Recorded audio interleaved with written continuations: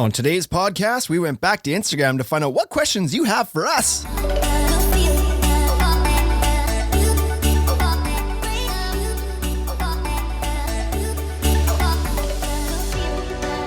This is the Ultimate Deck Podcast with your host, Shane Chapman, Wade Laurent.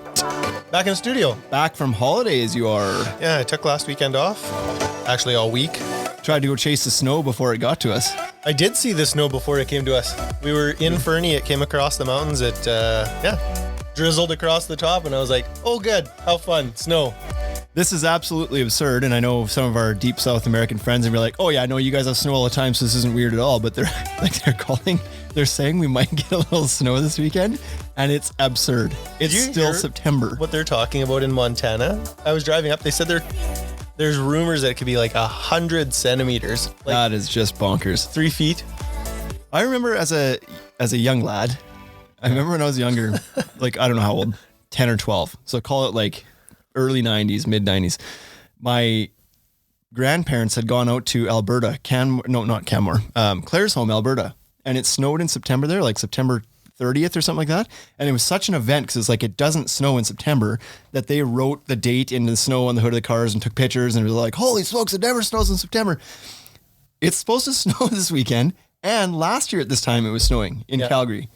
And so, it's becoming a thing. This global warming thing is like getting cold. Global warming they've messed it up. They changed it. They used to call it global warming. Now they call it climate change. Right. Because they don't know what's going on. It's snowing in September. Nobody knows. Thankfully, it hasn't snowed here yet. They just keep saying it's going to. Tomorrow. Anyway, I'm confused by that whole weather situation, so enough of that. But today's topic, we've gone back to the well-oiled machine that is Instagram and asked the audience, what do you want us to talk about? And give us some questions and we'll give you some answers. So that's what we're doing today. These are some of my favorites. I like the interviews quite a bit, but I also like the Q&A. Yeah, I like this too because it's your like, we guess every week at what topics we should do. And these ones are nice because you don't guess, you're doing the topic that your audience wants to hear. Yeah. So it's good. So we've got probably, 10 questions here that we're going to go through. And these are not rehearsed. We literally looked at them like as we sat down here to kind of, because I don't want to, maybe this sounds lazy, but I don't want to go research and make it sound like I know more than I do. I just want to I want to give honest opinions in these and not like, I don't want to regurgitate stuff we read before this podcast. So we're just kind of winging it a little bit. Given the textbook answer. It's like history in grade 11. Yeah. What do you think about lumber rock decking? Well, the website says, I don't want to do that. So anyways, the first question, we're going to give people's Instagram handles. So if you think this is a great question, you think these people sound like, God, that guy sounds interesting. I should follow him. Yeah. You're going to be able to do that because we're going to give you their handle.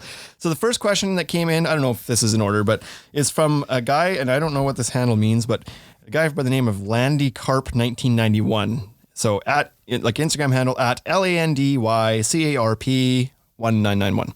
His question was, any tips for mitering PVC and composite decking? I paraphrase that a little bit because his was very point form and not a complete sentence. So it's Instagram. You don't have to use sentences. Well, what do you think? Any tips? Like, we've got some tips. Boy, oh boy. My first tip would be don't. Yeah. So that's one option. That's my first. Yeah. More and more people are avoiding mitering them in the first place because your success rate in keeping these things closed long-term is fairly low. But there are some tips out there, and they differ between composite and PVC or composite and PVC. Yeah, I didn't do the actual miter on PVC. I think you have done some miters, but the ones that I have done with PVC, I've just butt-ended them. I've never mitered them. Yeah. Okay. So we'll give you here's some tips on how to give yourself the best shot at the miters not opening. Yep. These are not guaranteed in any capacity whatsoever. It's going to depend on the climate you live in is going to be a big part of that. Correct. How successful you actually pull these tips off. Like, it's easy to say, like, put a biscuit and glue in there, but that's like, if you don't put enough glue, then it's not going to be as successful as if you do. Yeah. Or anyway, for composite decking, it's pretty tough. Like, it's pretty tough to keep those together. They don't move as much as a PVC joint will. So it's the end result of it getting kind of opening up in the winter is less gross than what an uncared for PVC joint would be. Yes. But it's also much harder to control the composite joint in the first place. And so some guys are having some success with using like a locking lamello biscuit along with some sort of glue. And typically that's like a polyethylene glue, like a Gorilla Glue or something like that. They're having some success with locking biscuits and glue. The climate would be a big factor in that, though. Climate would be a big factor, and probably even bigger factor would be the length of the boards that you're putting together. So this works great on stairs where you have a 4-foot piece on the front and you have a couple 1-foot mitered returns. No problem. They're not going to move that much. Yeah. Even without doing that, they're not really going to move that much. The longer your board is, the more it's going to contract when it gets cold out. So a 1-foot piece of board is jumping into a cold pool. Right. We know how that works.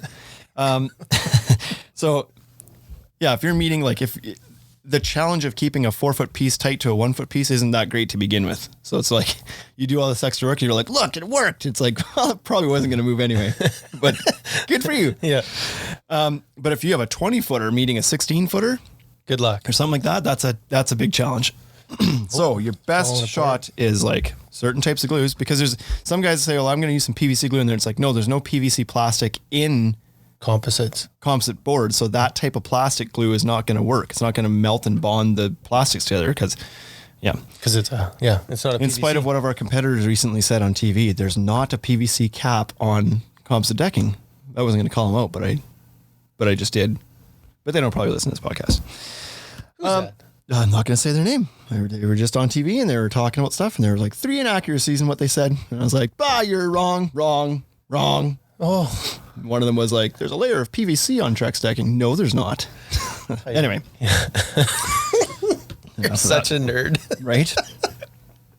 So that's your best shot at composite. PVC is a little bit different. PVC, the more you fasten it, the more you can restrict its movement. It's going to move more to begin with. Like a 20-foot unfastened board and a 80-degree temperature swing is going to move up to a 1/2 inch, whereas a composite will do 1/4 inch. So it's the potential for it to shrink off there is quite a bit.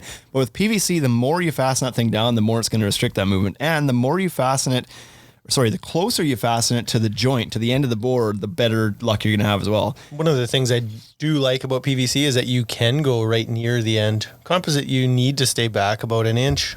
Yeah, right? Most composites want you back 1.5 inches from the end of the board. Yep. So that gives that, like that first inch. I like and a half, to live dangerously, so I go to 1 inch. Yeah. But yeah. Easier for you to call measure me too. Crazy. Yeah. Yeah, I just use my thumb. It's this far in. So with PVC though, you can load it up with screws. I found the best success with PVC decking when I was doing a miter joint was to glue the joint with PVC glue. And there's nothing fancy about it. You can use AZEX glue, or you can use Weldon or any PVC plumbing glue. Just anything that'll melt PVC plastic. And use some biscuits. So Versatex has some PVC biscuits. AZEK has some PVC biscuits. Throwing a couple of biscuits in the joint definitely helps. Just increases the surface area for your glue. And then loading it up with fasteners. So like three screws, like you had 12 1/4 inch at the edge of the board, like right there, and then 3 more right beside that. Like 5 inches back. It was like you always put sort of 3 along the diagonal, and then you came back 1 inch from the inside of the miter, and then went 3 straight up. Yeah, kind of made a triangle of screws. Yeah, and then you did that on both sides. So within a foot, there was 12 screws there. Yeah. Cortex makes that no big deal. You like pound the plugs in, gone. You can't tell. Yeah. And then get out your ram set and just bam, bam, bam, bam, bam, bam, and just. But anyway, and then 2 screws every joist, which on PVC probably you're maybe going 12 inches. So then you got 2 screws every 12 inches. So you're loading this thing up with fasteners. Use some Cortex, hide it all. That's your best bet. That's your best shot. Now. Yep. Probably still opens. Not guaranteed. Yeah. Might look fine for 2 years. Work? So I use my own deck as a bit of a test bed, and I did a few different things. On my upper tier, I did a non-glued joint, opened a lot. Did a glued joint, stayed pretty tight for a couple of years. Has since started to open, hasn't opened a bunch. That's probably, what was that, a 16-foot board meeting an 8-foot board. Then on my lower tier, I did biscuits with glue. Those have held pretty tight so far, but we're just going into year 2. I think they have shrunk off a hair, but that happened pretty quickly. Okay.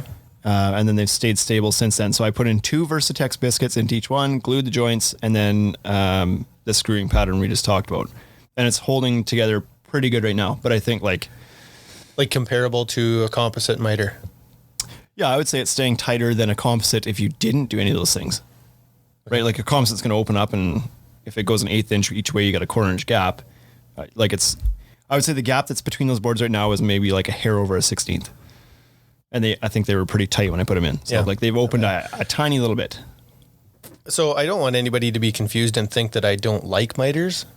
I don't like a bunch of failure. And so I prefer the look of a miter. I think that looks better, but I don't like putting it together and then leaving that day, coming back the next morning, and all the miters are open and they look like shit. That makes me mad.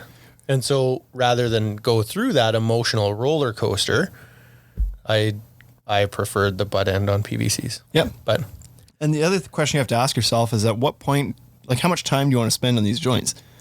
If you just do a butt joint, paint the end, are you charging? You're in and out and you're gone, right? Yeah. I mean, you might be able to get these joints to stay together, but you're going to spend 40 minutes on a joint cutting in biscuits and gluing and screwing, and like, how much time are you willing to spend to try to get that to stay together when it still may not work? So, yeah.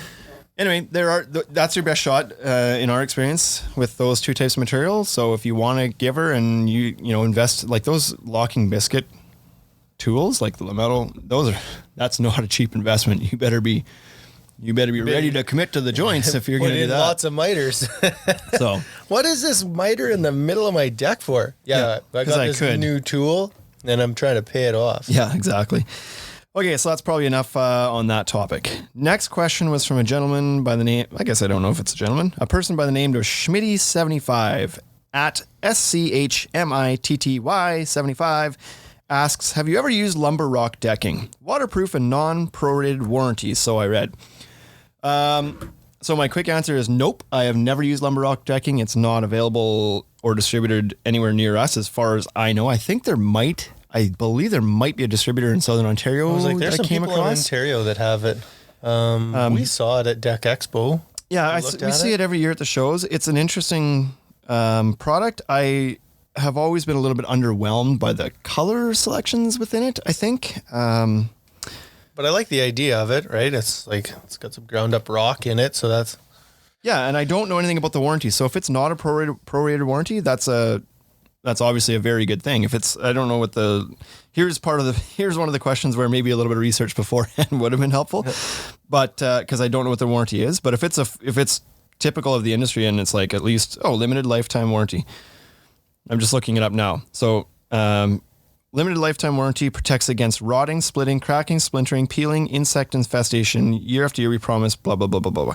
So right away I noticed that there's no fade or stain warranty on that. Yeah, right? So that's a structural warranty, and I would say that industry standard is structural warranty on everything. Yeah.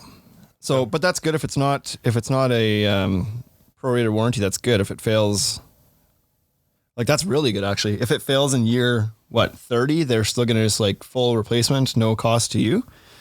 That's pretty good. So, anyways, I have not. That would be something. Yeah, because that's the tricky thing with warranties is like, 50-year warranty. But if you make a claim in year 47, you're getting 10% of your money back on a lot of these brands, right? Yep. So this is interesting. Really, I think at that point, you've got your money out of the deck anyways. Like, why are you making a claim 100%. in year 47? 100%. Yeah. Stop being a baby. Yeah. Those big long warranties are more marketing than substance, I think. But I mean, it's obviously the longer warranty, the better. But so we have not used Lumber Rock. Like I said, I've seen it at the shows every year. They're at the, Deck Expo, and I can't remember if I've seen them at IBS too, maybe, but Deck Expo for sure. You see them there. I've always thought that the concept behind it, using like inorganic material as a filler, is obviously a good thing. I wonder how much that compares with Decorators Ovations. Like they're using a mineral dust as well. Is it a similar kind of formula? I don't know. I believe that they're probably extruded differently, maybe, but the colors were always a bit odd to me from Lumber Rock. So it was never, because like, they're not normal. It's gonna last forever, and it's inorganic, and it's got stone in it, and blah blah blah. But the colors aren't the greatest. Right? They're not a gray or a brown, are they? I don't I'm just on their website now, and they show a lot of bright, strange colors like green and red and whatever else. We should commit to spend some time looking at this when we're down there. But what I'm trying to look at is I don't remember ever seeing variegated products with them, and I'm trying to confirm that before I say it. And now I've taken too long, so I'm just going to say it. I don't know that they do any variegated decking, like colored streaking, and that's what people really like, right? And their website doesn't seem to give me any reason to think that they do have variegated. So if you're after a board that's going to last forever, give you a good warranty, and you're okay with just solid colors, then and maybe staining and fading, probably, yeah. Yeah, I don't see a warranty against that. So that alone would put it into a product that I probably wouldn't personally put on my deck, because to me, fade and stain should be something you should expect from a composite deck board. I just feel that way. Yep. So because your price point, I don't think for me, I don't think you can make it cheap enough if it doesn't have a fade and stain. Now it's got to be as cheap as wood, right? Like Moisture Shield has a board there, is Vantage line, but it's not cheap. You know, it's the same price as other capped composites. And it's like, well, why am I doing that? Why am I buying a board that stains? Yeah. And I don't know where Lumber Rock is priced, but my gut feel is that it's a premium product. I could be wrong in that, but but even if it's mid fours, that's too high. Yeah. So anyways, we don't from know us, we can't give you a good, honest to goodness answer. We haven't used it before, so we're just speculating based on what we've seen at trade shows, what we've seen on the website. The warranty sounds great if that's true, aside from the lack of a fade and stain warranty. So it is what it is. If anybody else out there has used Lumber Rock, comment on one of our Instagram posts. Let's have a conversation about it and get some real feedback for Schmitty here. Yep. Next question is from @BuildWithNLC. I don't think I need to spell that one out. This guy's a local guy, just down the street from us, down in Moose Jaw, Saskatchewan. Moose Jaw's getting a lot of play right now. Moose Jaw is getting a lot of play. Even our American friends might have seen this, heard about Moose Jaw a few times. Most recently on, what was it, Stephen Colbert did a thing about Moose Jaw when the Moose Wars were going on. Yeah. We had a local comedian duo that did kind of started up a fight with Norway about who's got the bigger moose statue. Norway did. Norway had quietly scooped the crown 3 or 4 years ago. Nobody knew until Justin and Greg looked it up and was like, wait a second, Mac the Moose and Moose Jaw is no longer the biggest moose in the world. This is a travesty. And it was like, anyway, and this whole story ended up all over the damn world in the news stories, including Colbert. Can we sidetrack into how powerful social media is? Did you see the stats on how many marketing dollars were spent in Moose Jaw this year going to see Mac the Moose? Is that right? I'm almost certain that Justin and Greg posted it, or maybe it was just Justin, but it was something like they were up $11 million in tourism this year with zero money spent. Crazy. Yeah, I had seen the stats. They said that they had an independent researching firm. I don't know. Kind if of that's right. I'm going to look at it. Put a value on how much earned media they got from that story that they didn't have to pay for, and the number was $7.5 million they got worth of publicity and media coverage and whatnot. It was like all that news and Colbert and BBC and China News and all that stuff. It was worth $7.5 million in paid media, and it didn't cost them a dime. Nothing. Zero. So that's pretty good. Yeah.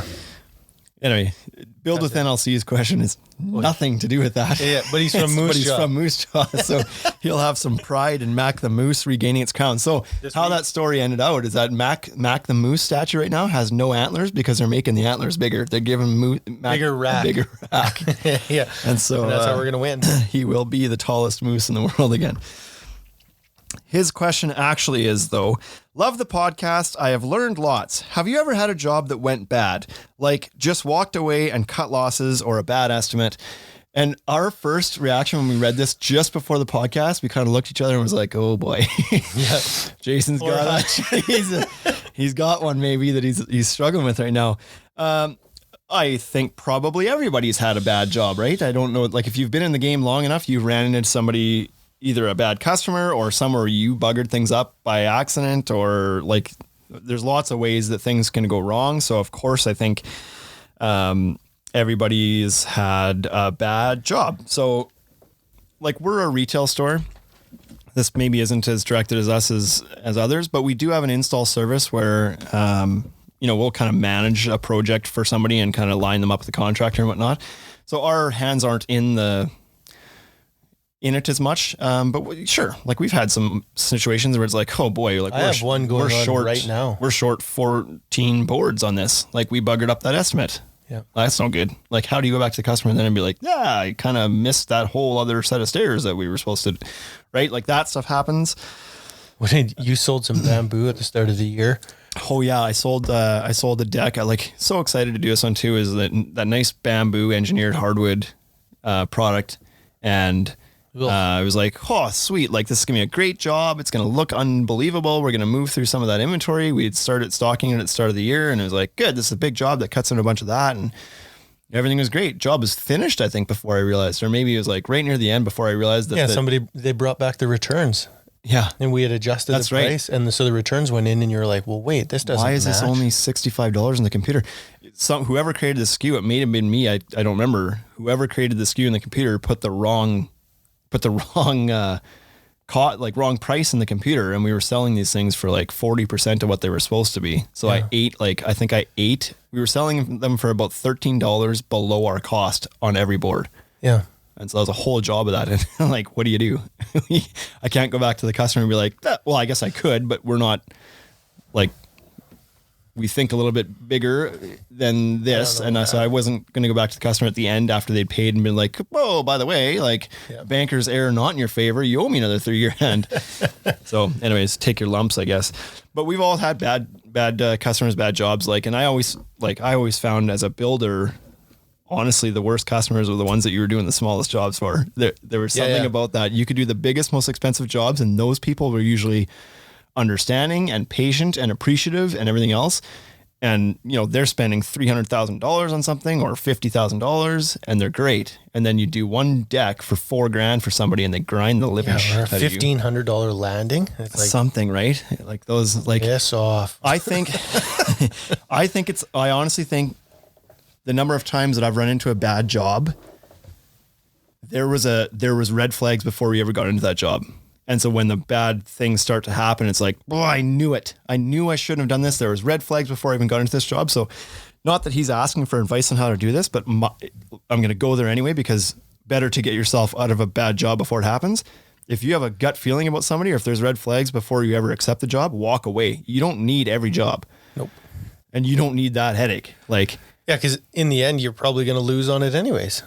Right? Yeah. Like if somebody has given you a gut reaction on your very first interaction that it's not going to go well, even if it only goes kind of bad, you've still lost stuff. You've lost, like, you just didn't make as much money as you could have made working on somebody else's job. Yep. And beyond the money aspect, like you're probably going to, if the job's gone bad, it's probably going to affect you financially somewhere. It's gone bad because you did a poor takeoff and missed materials, or the customer's grinding you, or they're something. Making changes and they don't want to pay for it. That one always bugged me. And it was like, but listen, the material isn't left at my place when this is over. Yeah. When the job is done, like, fine. Neither of us are going to see eye to eye on this. And maybe you're not going to pay me for my time, but you should pay for all of the material. Yeah. Because it's at your house now, not my house. Correct. So I always had a tough time with that. But above and beyond the money is the emotional stress it takes on you when you run into somebody like that. It just drains you. Yeah. Because you think about it all the time.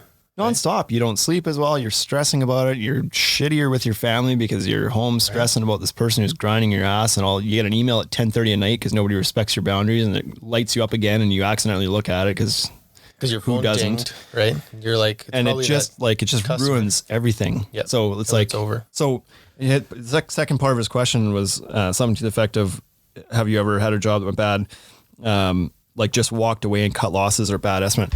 I've never ended up doing that. I've never walked away, but there's probably scenarios where that would make sense. Like if you had somebody who was really being that bad about things, like it could be worth it for you just to walk away and not bother about what you think you're owed, because it's just gonna kill you inside. Right. Yep.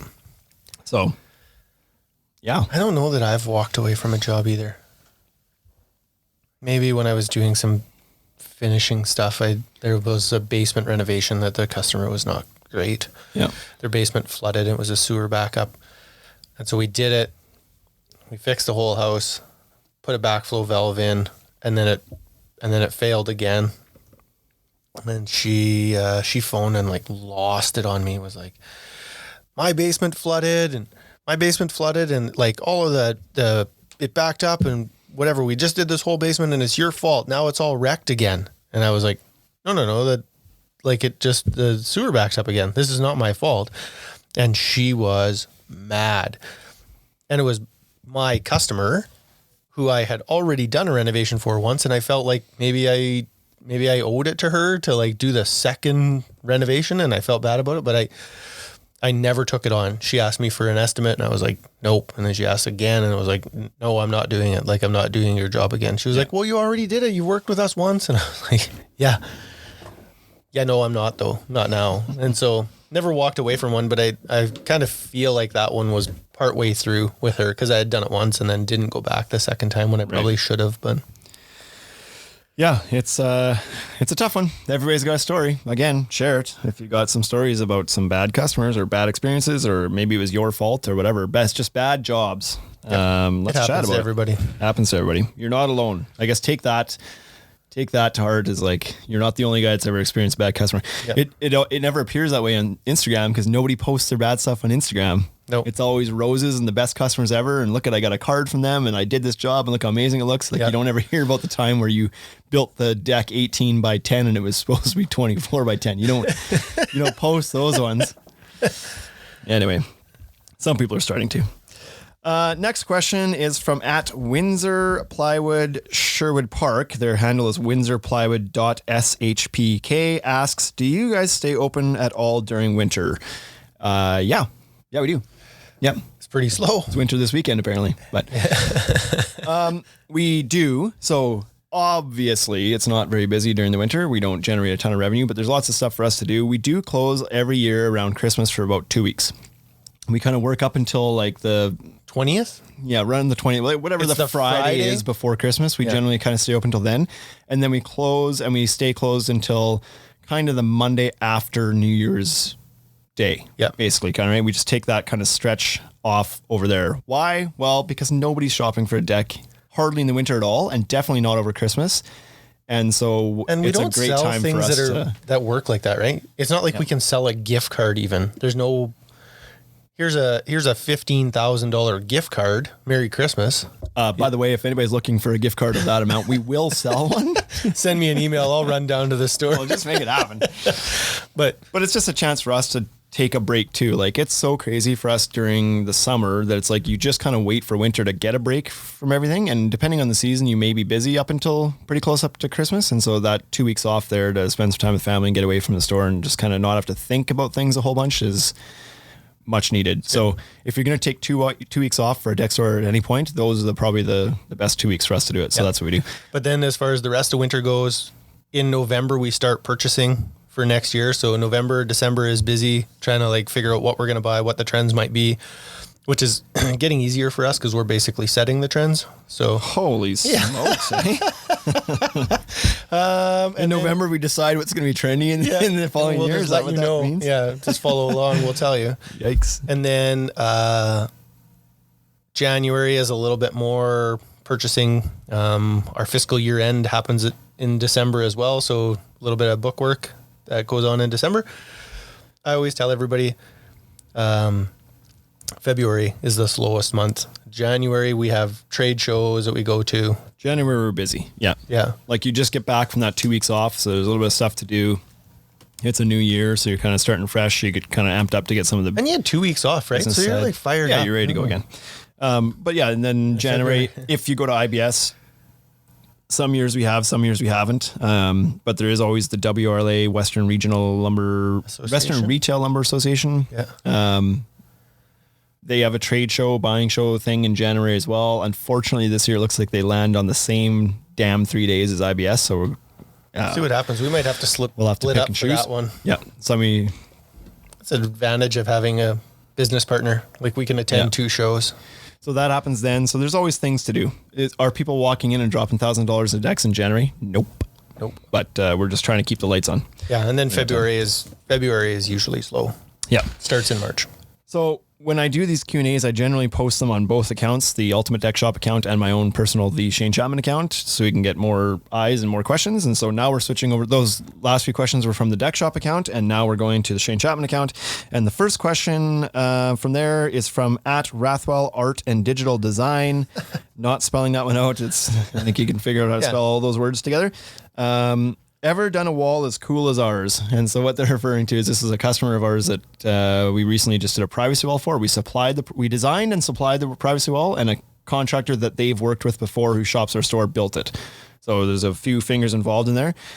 If you go onto the Ultimate Deck Shops account and look back a few posts from maybe about a month ago, you will see pictures of it. It's that one that has like the night shot looks like a damn digital rendering because it just looks way too cool and polished to be real. But it is. So that's the wall they're referring to. That one's maybe like a personal favorite of yours. I remember when you designed that. It's pretty cool. I don't know if you're like, look, I even copied their chairs. I got the same chair. Yeah. Look at. Yeah. So that one definitely is cool. One of my favorites for sure that were designed. There was one in Moose Jaw I did a few years ago, cedar wall with like those cool little geometric blocks, 4x4 blocks. That one was kind of cool. Different depth, right? The blocks were like, it was like a 3D. It was like. Yeah. That one I thought was one of the, I was proud about that one. I think that one ended up in Pro Deck Builder magazine. And then, like, I don't know if we consider it a wall, but the Starry Nights curved pergola / privacy wall thing that we did is probably one of my favorites too. Sure, that's a wall. Yep. You did one our first year of business, I want to say, that had with the cedar slats and the stone posts and the little aluminum picket art in the middle of it, which was kind of cool. So pretty cool. We've done a few of these walls that are pretty cool, but I saw that. I got that idea from Paul. Not as cool as yours. Yeah, I got that from Paul of France, the pickets, where they put the pickets in, right? Yep. So there's been a few ones out there that we've been a part of, but this one was fun because I think this one was kind of fun because I didn't build it. Like we designed it and somebody else kind of brought it to life, which was kind of neat.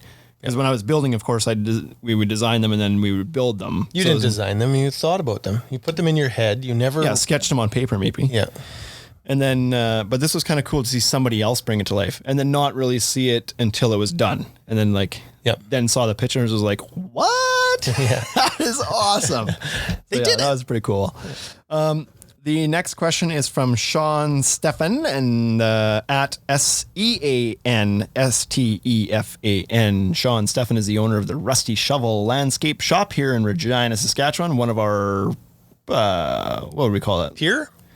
Peer businesses? He'd be like, so we refer, if people come in buddy and they businesses. Say, he's a buddy business. Yeah, good call. Yeah. If people come in and say, we need landscaping done. Who should we talk to? Go talk to the Rusty Shovel. They have the same model as us. Yeah. He doesn't do a podcast, but... Yet. He should come on ours. Sean, come over and do a podcast with us. Let's make this happen. You can do that. So Sean, I don't even know why we're reading his question. His question is, how do you maintain your chiseled good looks? With Tim Hortons. Yeah.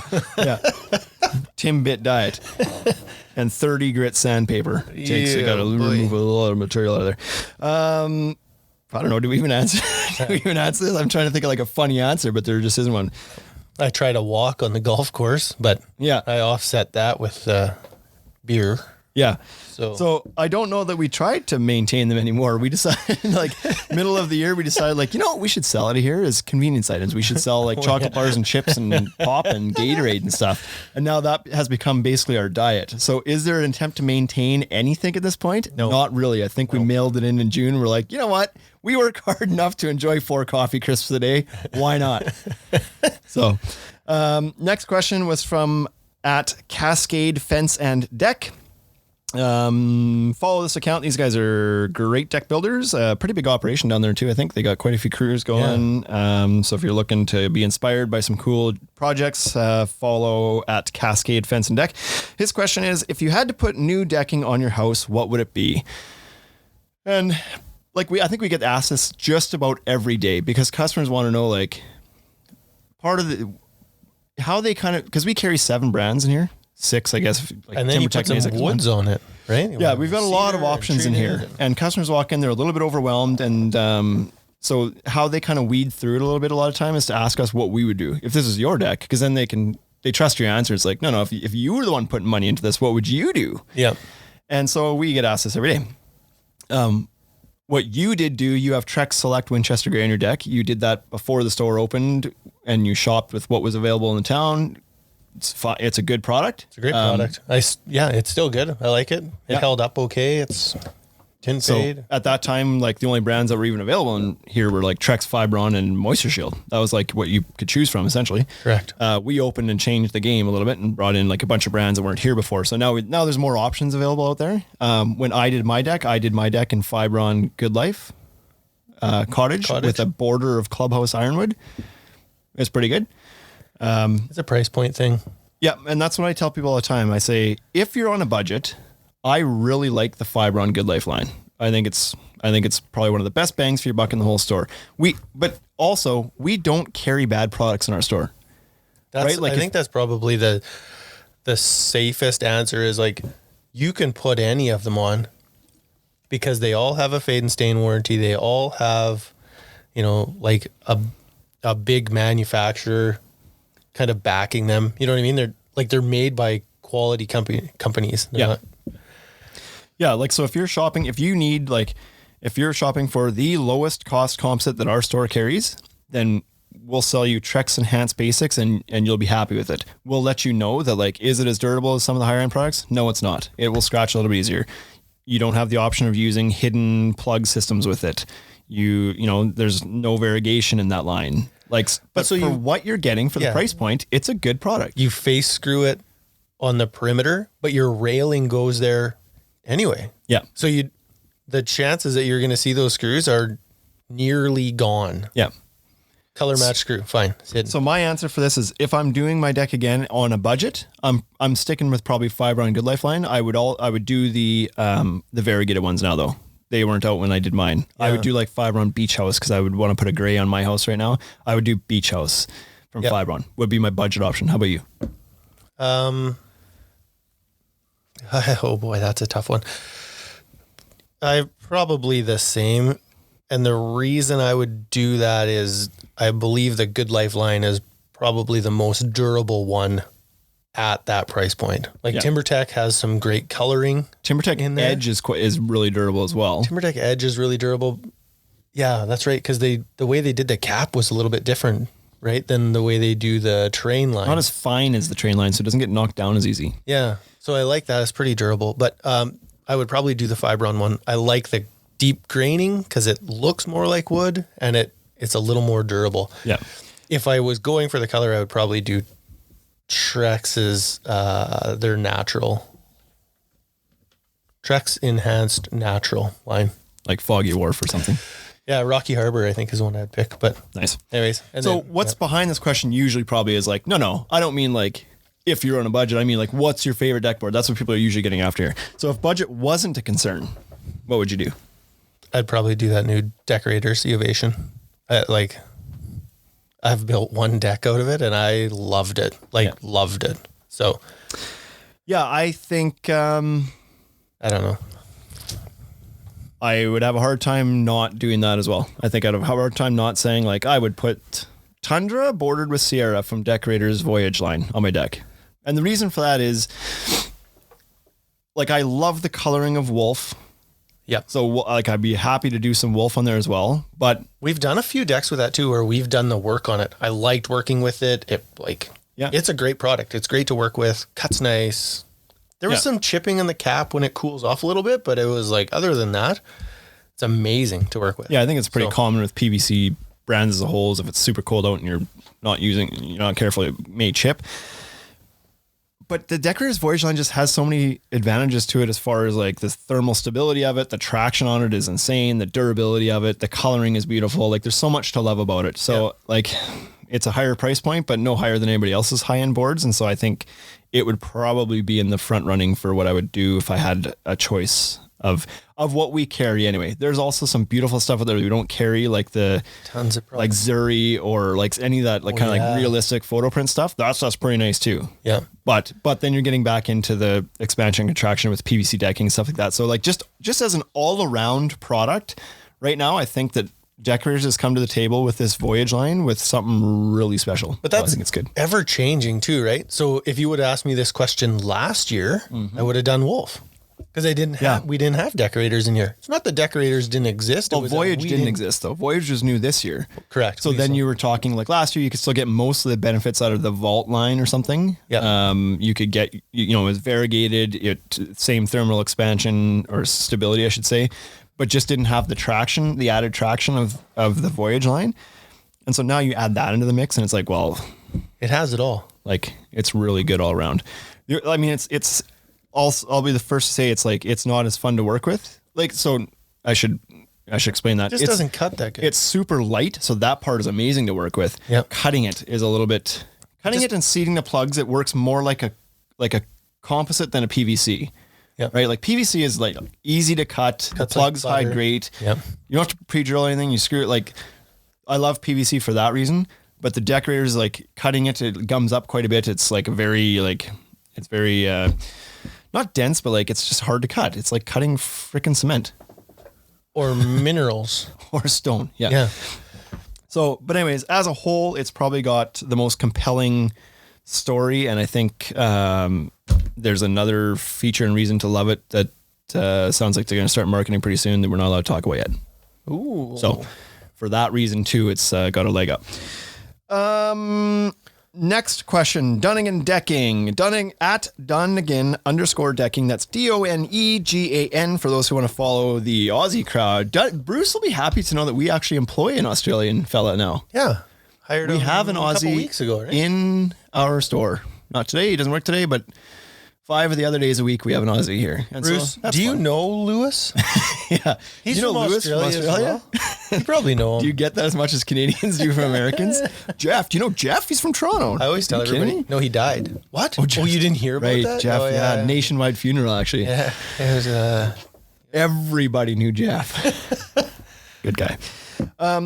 What's in a warranty? I know Bruce has been after us to do a podcast around warranties in like a whole episode based on like what's in a warranty. And so Bruce, I'm going to say like, we're going to get to that and get that one done. So we'll give some more context to this question and give it the due it's deserved in a whole entire episode. For now, let's just touch on it a little bit. So we just mentioned with that Lumber Rock, we didn't see a fade and stain warranty. So in my opinion right there, like I don't think you should buy a product that doesn't have one anymore. Poo-poo to that, I guess. There's so many good products out there that have a fade and stain warranty. Why would you want to buy something that's going to stain when your barbecue splatters a little bit? Like, I don't understand why you would want that. So in my opinion, you should buy a product that has a stain and fade warranty. End of story. Whether it's 25 years or 30 years or 50 years, to me, I think that's fairly irrelevant. At the end of 25 years, you're probably replacing the deck. The lumber's probably a powder by that point. You died. So, yeah. Like you're old. Yeah. You're probably not in it anymore. So, I don't know. The length of the warranty is secondary to me. I do think you should look at something that does have at least a 25-year warranty. Like if something's got 10 or 15 years and isn't going to outlast the lumber, you don't want that. And that's usually a sign of a poor quality product. Correct. But between 25 and 50, that's all great. But then let's start looking at the details of the warranty. So what's in a warranty? Well, for the most part, structural is covered by that warranty. Like when somebody says you got a 25-year warranty, it means that the board's not going to disintegrate and fall apart on you. Yeah. Starts delaminating and pulling apart. It's like, well, make sure that that's covered. And then your fade and stain warranty is usually included in that as well for the products that do have a fade and stain warranty. It's for the whole length of the warranty there. Caveats around that usually. Right, and it's like so if most you put of them lotion on or sunscreen or bug spray, then you've wrecked it. Especially the PVC products usually have these kind of asterisks that it's like don't use aerosol type products on your deck. What some of them story don't. On that? You can't use if it comes in a can. Don't use it on your deck, right? Is that kind of the maybe. Well, it's like aerosols. It's like you know, like aerosol sunscreen is not good. You get it on there, it can discolor your deck. Yeah. Rubber backed mats sometimes will react with the PVC decking. So in the old days when your mom or grandma had their little mat or your father, I shouldn't be sexist in this, whoever's doing the dishes had the mat sitting in front of the sink. Sometimes those would yellow the linoleum underneath on the floor. For the record, in our house, it was me. I was the one who did the dishes. Attaboy. Good boy. So that was my rent. That similar thing could happen. So we usually recommend people use an organic mat. Don't use something that's got a rubber back mat on it. Is it going to react to your deck? Like maybe not. I don't know the rubber in the back, but why chance it? Just find that it doesn't have it. Mm-hmm. I'm not a chemist. I don't know which ones are going to react and which ones aren't. But So the warranty is going to cover you. So with composite brands, Trex is a 25-year fade stain structural. Fibron is a 25-year fade stain structural. TimberTech depends on your line now. They used to be one warranty. Now they've got multiple warranties. Your Edge products are 25 years. Your Pro products, which are all your fully encapsulated products, are 30 years. And then you get up to their AZEK PVC line, and it's 50 years. And usually the PVC brands are also extending the structural part to a lifetime warranty. So you're getting 25 or 50 years fade and stain, and then a lifetime on the structural.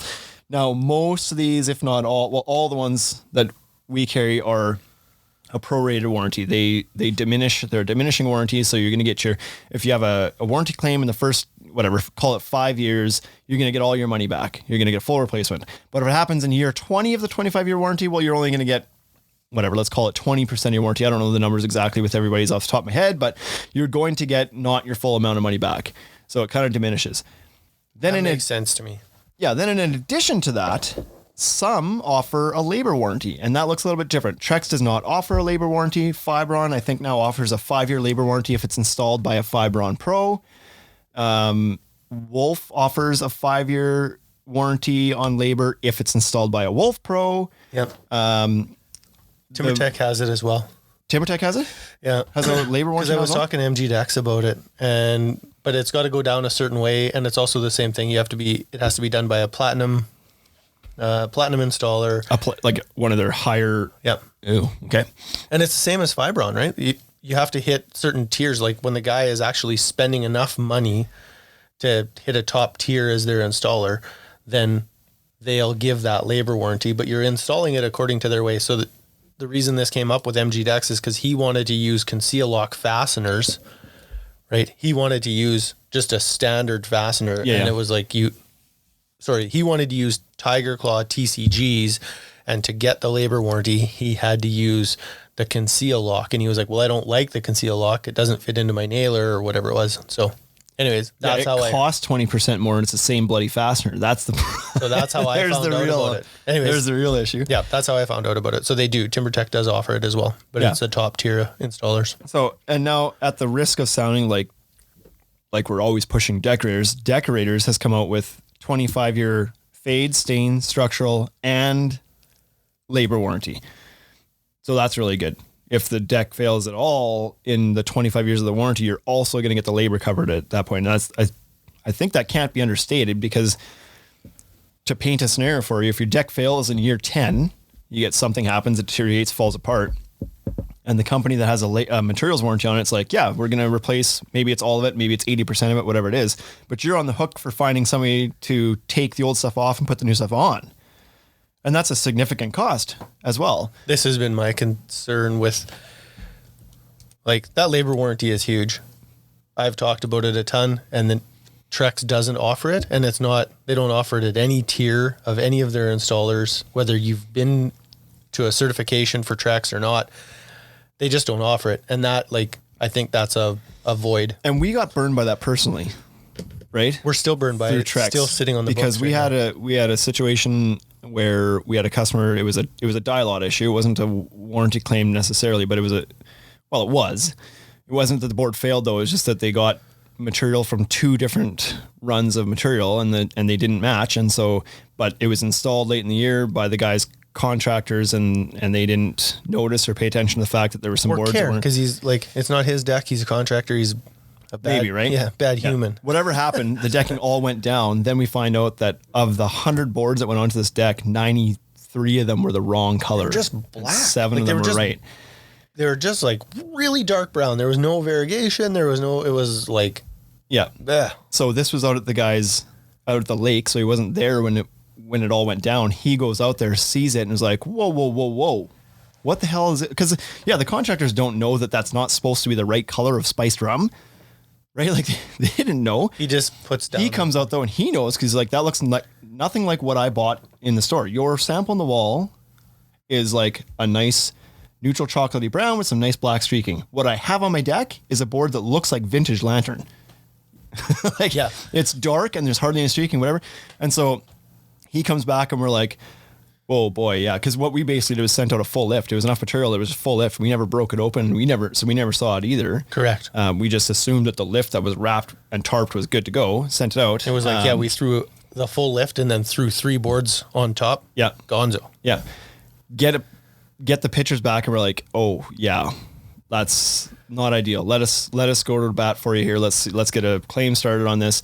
And Trex really resisted replacing the 93 ones. They wanted to replace the 7. What about these? Eventually we got them to come around and do the right thing and replace the ones that were the wrong color, which was a big replacement, but they wouldn't touch anything on the labor side. And so this customer had to pay his contractor to put down these 100 boards. Then he had to pay them to bring the 100 boards up. And then he had to pay them to put the 100 boards down again. Guess what his reaction was? I'm not paying you for the rest of what I owe you for this decking because you've cost me 3 times labor on a job that shouldn't have happened. So we got stuck with a bill. Yep. And we have sitting there. Sitting in our accounts receivable. We're out thousands of dollars because that customer's refusing to pay. We've got no way to really collect on him because he's like, for one, he's got a point. Yeah. Like he shouldn't have had to pay that, but it sucks that we got stuck with a bill. Delivered it. We delivered the boards. We delivered it. Twice. We ate it. We gave him we provided all sorts of not G tape, but flashing tape for his joist because he'd now put holes through his joist. So we covered that. Like we incurred a big cost in getting that replaced and kind of making him happy. But then in the end, like we still got stuck for thousands of dollars. Didn't walk away from that job though. I think like that's just one of those things that like between you and I think like we just don't walk away from jobs. Yeah. So that's so what's in a warranty? There's a lot of things in a warranty, and Bruce, we'll get to doing a full podcast now. And we'll kind of go through everybody's warranties and let you know what's what because it's a good. The topic, number is just a number, right? 25-year, maybe the 25-year warranty is better than the 50-year, but all you ever hear about is the number. Yeah. Right. Like so. Yeah. So we'll get into that. We'll go to more detail, but there's some examples of what can happen if you don't have certain aspects of a warranty included. The fade is always like, of course, things will fade in the UV of the sun over time. Most of these fade warranties are based on a certain amount of color shift that happens measured on delta E units. If it fades more than 5 delta E units, then they'll cover it. If it's less than that, they won't cover it because your human eye can hardly even see that anyway. Yeah. So there's, of course, a lot of fine print on these things. But next question is from @the LED light guy. He says, what is the most common question you get asked? I don't know if he means like on the podcast thing here, or if he means like in the store in general, but go ahead. What do you do in the winter? That one's pretty common. Probably the most common. That might be the most common on Instagram. No, just even in the store, people ask me that all the time. Sure. Contractors are like, what do you do in the winter? More related I'm actually fairly busy in the winter. More related to the products that we sell. I think probably one of the most common questions is, does this stuff get hot? Everybody wants to know, does it get hot? Yeah. It's like that happens all the time. Hence why we go do our own test to be like, well, I'll tell you exactly on a 41 degree day, this one gets to, one gets to like, you're still using that post, right? I saw somebody messaged you the other day and was asking some questions about temperature, and you referenced that post again. You pulled it up. And it's been a good one. Yeah. So there's obviously some questions that come up and up and up over and over and over again, but temperature is one for sure. There's a couple of them. Yep. Is this the last one? Last question from this here is from Deck Oasis Patio. It's Deck_Oasis_Patio. Says, what is your opinion about TimberTech won't approve camo edge clips? So he's asking why has TimberTech not approved the new camo edge clips that everybody loves so much as an official warranted fastener for TimberTech? I feel like I know why they won't. Okay. This is the first time I've seen that question, so I don't know. What I do know is that Camo will warranty their fasteners. Yeah. And we have seen this before where they say, you can face screw, you can, like with the Camo, the screws that go in through the side. Yeah. So they're like, no, you can do that with TimberTech or whatever. We'll warranty that. But the manufacturer never does, because you're actually wrecking the board, right? So I don't know that I am a huge fan of Camo warrantying their fasteners with products, because they won't warranty the product that you're actually using to do that with. I think they do though. You're saying if something was to go wrong, they would warranty the fasteners but not the board? Yeah, like if you use Camo, not with this board or this fastener specifically, not the edge clip specifically, Yeah. but they're the protect screws that go through the edge of the board. Yep. If you screwed a whole TimberTech deck down through the groove and that board expanded and contracted and shifted and broke apart, Yep. you're saying that Camo would replace all of that decking. Yep. I think I've seen them. Yeah. I think they now I'm going to run and look and see if I can find it here. We'll have to do more digging. I believe I've seen them say numerous times that if the board manufacturer won't cover it, and if it's as a result of their fasteners that have caused the board to not break, then they will cover the decking as well. Okay, well, if they did, then that's amazing. Yeah. So, I mean, if it's because the sun beat the crap out of the board and it deteriorated for that, the Camo's not going to replace it. But Correct. if it's because you put it through and it's like, it cracks where all the screws went in or something like that, yeah, Camo will replace the board. Like, they'll basically cover the manufacturer's warranty. Well, that's fantastic. It is fantastic. Okay. Really good. So I don't know why TimberTech wouldn't do that. Because they sell their own. There you go. Here's what I think. I think that TimberTech's probably already having conversations with Camo about releasing a private label tool. Private label clip. I think they're probably going to come out with something called the TimberTech grip clip. Hey? Yeah? You like that? Because it grips the joist? Yeah. The grip clip. I'll take royalties. Now they're like scrambling to change the name. Yeah. They're like, he blew it. So here's why I think that. They've only ever warranted their own brand of fasteners. That's all they ever do. But look at what their fasteners are. It's a modified private label version of a Tiger Claw clip. Correct. It's a modified version of a Camo edge fastener gun. Yeah. Like the ones that they now warranty under their own brand are just rebranded Tiger Claw guns, Tiger Claw clips, Camo edge clips, etc., or Camo edge fasteners, etc., Protect clips. Yeah. So my guess is that they haven't warranted it yet, but they're probably in works of releasing a TimberTech branded edge clip. That'd be my guess. Sure. So, and it'll be just only slightly different so that you can't use your own tool. It'll be brown, right? The plastic will be brown. Or it'll be a little bit wider to cover the joist. Something. Yeah, it's not going to, so that's my best guess as to why they're not jumping on and approving it right away. Is probably because they want to make some money in the clips. They don't want to sell you a deck that they don't make a bit of money on with the clips. And so does the Camo edge fastener do anything different than other groove board fasteners do that would affect and give them good reason to not warranty with using that clip? Absolutely not. Nope. It in fact is probably less intrusive than even like the conceal locks that bite the board. Like, because this also bites the board in the bot. Like it doesn't do anything to the board structurally gives them reason to be like, we can't warranty that. So my guess is they're just not warranting it right now. Yeah, they're going to make their own. You can't knock a guy for trying to make more money. Why not? That's what you do for. Like that's what we do it for. Yep. So here's my prediction. This is my prediction that by next spring you're going to see a TimberTech branded Camo edge clip called something else by IBS. You think they'll release it in IBS? Probably. And instead of the horseshoe plastic being black, I'm going to guess it's going to be brown. Well, there's too many people with TimberTech that listen. Now this will make its way up the chain. They'll change it. It'll be blue or green or something. Yeah, maybe. So that's my best guess as to why they were not doing it. Would I hesitate to use the Camo edge clips on TimberTech? Not at all. Nope. The Camo edge clips are amazing. They got the 3/16 inch gap. It bites the board enough. It's not doing anything to give reason to avoid the warranty. And Camo has, for sure with the edge clip, has said, if the board fails as a result of our fastener, we will cover the warranty on it. And then here's the other part. As an installer, when I was putting it in, Deck Oasis, you're likely not putting enough TimberTech. I could be wrong on this, but you're likely not putting enough TimberTech down that you have the TimberTech labor warranty anyways. So who cares? They're not warrantying your labor no matter what. So at the end of the day, the labor is going to come down to you. So use the product that you like, because when that deck has to come up for some reason, you're doing it on your own anyways. So, yeah.